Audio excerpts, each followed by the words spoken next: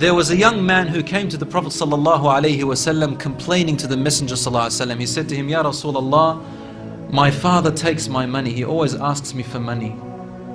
Rasul ﷺ said, well, call your father. He went to call his father.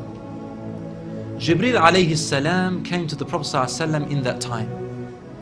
And he said to him, Rasulullah, when the father comes to you, ask him, what were you saying in secret on your way here? Father was muttering something which his son couldn't hear. He said, ask him what he was saying.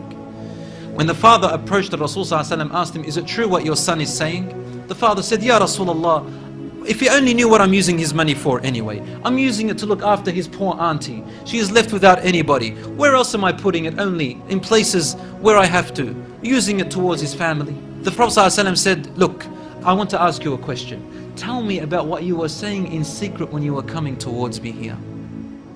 The father looked at the Prophet ﷺ and said, I made some verses of poetry. Rasul ﷺ said, please say them to me. And he said, oh son, I nourished you when you were a baby. And I looked after you in care as you grew up until you became an adolescent. You lived upon what I worked for and strived and sacrificed in my body and time and wealth, so that you may live healthy.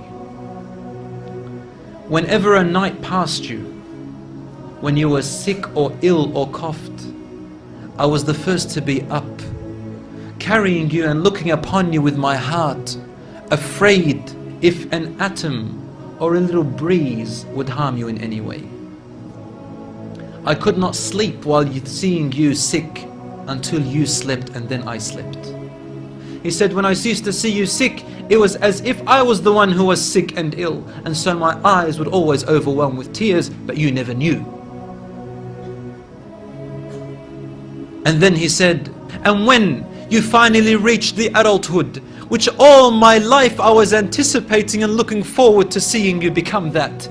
I mean, this is all he's doing, right? He's raising him, waiting for the day he's going to get married, the day when he will get his qualifications and finish, the day when he will get his skill, the day when he can stand on his feet, the day when he will rejoice, until you reach the day when I have all my life anticipated in my heart to see you reach and rejoice. You gave me a reward, and your reward was harshness and frowniness and mistreatment, as if I am the one who owes you and you owe me nothing. The way you treated me is like what a neighbor would treat his neighbor. I wish that you even gave me that. Rasul ﷺ, he looked up at the father, and the father looked at him, and the Prophet ﷺ's beard was soaked with tears. From his emotion, Rasul ﷺ grabbed the boy from his chest.